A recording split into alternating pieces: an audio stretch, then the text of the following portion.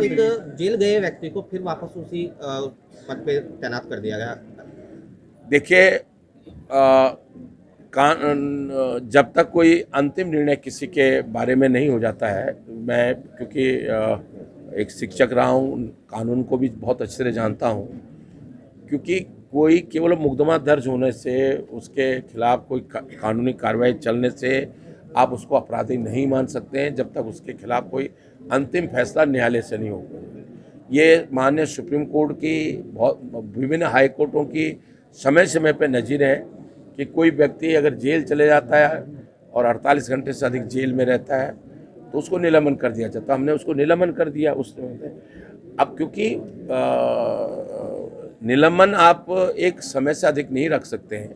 अब कोई व्यक्ति जब जेल से जमानत पे आ जाता है, उसका मुकदमा चलता रहता है, तो ये नियमों के तहत विभिन्न समय में जो सुप्रीम कोर्ट के दिशा निर्देश हैं, जो कानूनी प्रक्रिया है, उसको पूरा करना ये सरकार की बाध्यता है कि अगर कोई व्यक्ति जमानत पर बाहर आ गया और उसके बारे में जो भी अंतिम फैसला होगा उसके बहाली पर ये लिखा जाता है कि अंतिम न्यायालय का जो भी अंतिम निर्णय होगा उसके तहत ये बहाली की जा रही है।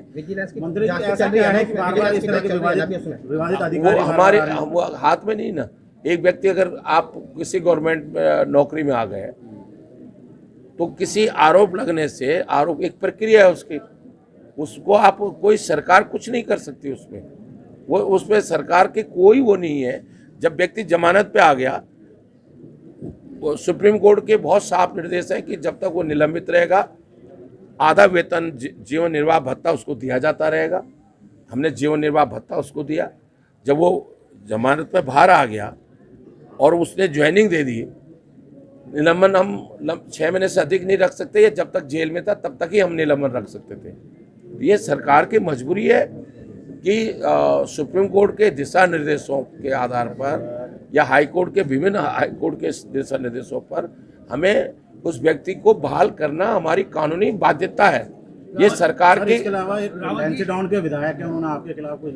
देखिए, मैं इसमें कुछ नहीं टिप्पणी कर रहा हूँ। मैं इसलिए इस बात पे नहीं कर रहा हूँ कि अगर कोई, देखिए, कोई मंत्री माना कोई काम हो रहा है और उनको लगता है कि उनके विधानसभा क्षेत्र में कोई काम गड़बड़ हो रहा है तो समय पे बोलना चाहिए।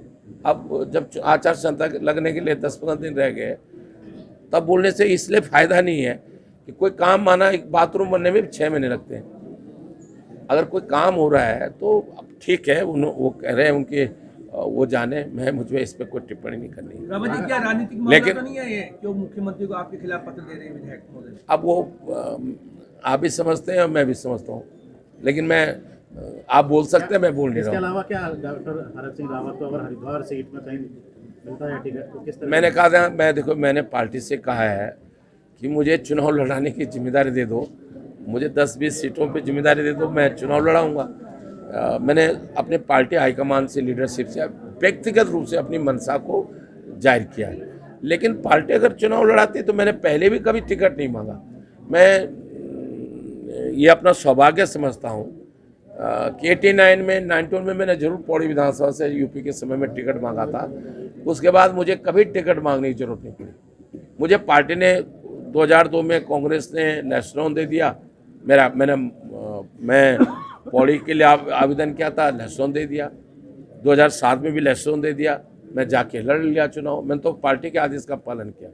2012 में मैं लीडर पोजीशन था, मैं डोएलर मांग रहा था पार्टी से टिकट।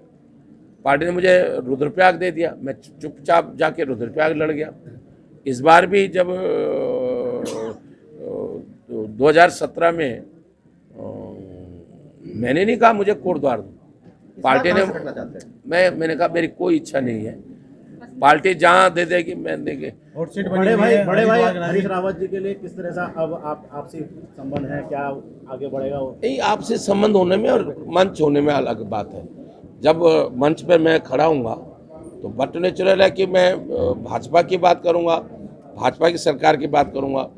जब व्यक्तिगत रूप से मिलूंगा तो वो बड़े भाई हैं। व्यक्तिगत, मैं देखिए, राजनीतिक संबंध और व्यक्तिगत संबंध बिल्कुल अलग होने चाहिए। मैं छोटा सा प्रदेश में हमेशा इस बात को कहता हूँ मैं तो देखिए मैंने पुष्कर सिंह राउतान जी को, नैन सिंह भंडारी को पौड़ी से हराया चुनाव, जमानत जब्त कराई, लेकिन इसके बाद मैं पैर छूता था, वो मेरे रिश्ते में बड़े लगते थे। भारत सिंह दिलीप रावत के पिताजी को मैंने 2-2 बार लेस्टरों से चुनाव हराया, लेकिन वो भी मुझे बहुत, मेरे बुरे मौके पे वो मेरे साथ देते थे, और वो चुनाव हार जीतने के बाद हम सब, कोई काम ऐसा है जो कि एक मेडिकल कॉलेज 10,000 लोगों को रोजगार देता है प्रत्यक्ष रूप से। 150 बच्चे या 100 बच्चे MBBS करेंगे, उनका जीवन स्तर ऊंचा होगा, वो बेहतर स्वास्थ्य सेवाएं देंगे, हॉस्पिटल में इलाज होता है और रोजगार भी मिलता है 10,000। इसलिए मैं मेडिकल कॉलेज के हमेशा पक्षधर होता हूँ। इस समय देश के अंदर या हमारे प्रदेश के अंदर जो सबसे ज़्यादा जरूरत है स्वास्थ्य सेवाओं की है। और जी धरने पर बैठे हैं कर्मचारी हरिद्वार DFO कार्यालय में, बार-बार DFO के साथ काम ही नहीं करना चाहते। देखिए, कल मुझे वन विभाग के सभी कर्मचारी संघ के लोग मिलने आए थे। मैं वन मुख्यालय में गया था, वहाँ मिलने आए थे इवन के संयुक्त कर्मचारी संघ जो विभिन्न सिंचाई और ऊर्जा और दूसरे सभी कर्मचारी संघ के लोग आए थे। मैंने उनको भी आश्वासन दिया है। कल DFO मीणा भी मुझे मिलने के लिए आए थे, और मैं इसका रास्ता निकाल रहा हूं, क्योंकि मैं प्रधानमंत्री के कार्यक्रम में जा रहा हूं, इसलिए मैंने वायदा किया था कि 2 दिन के अंदर कोई रास्ता निकालूंगा। लेकिन मैं कल प्रधानमंत्री के कार्यक्रम से लौटने के बाद मैं उम्मीद कर रहा हूं कि 31 तक हम इस पर कोई रास्ता निकालेंगे, जिससे कि कोई ऐसा रास्ता निकाल लेंगे कि जिससे किसी भी पक्ष को कोई तकलीफ ना हो। लेकिन कर्मचारियों का कहना है वो जहाँ भी DFO जाते हैं, अब देखिए सुन लो, वो मेरे हाथ में, मेरे हाथ में नहीं है, कुछ चीज़ें मेरे हाथ में नहीं है। अगर कोई चीज़ें मेरे हाथ में इसलिए नहीं है कि अगर एक व्यक्ति IFS आया, प्रदेश सरकार में आया, उसके खिलाफ नियमों के तहत ही कार्रवाई हो सकती है। हाँ, जो मैं कर सकता हूँ मैं करूँगा।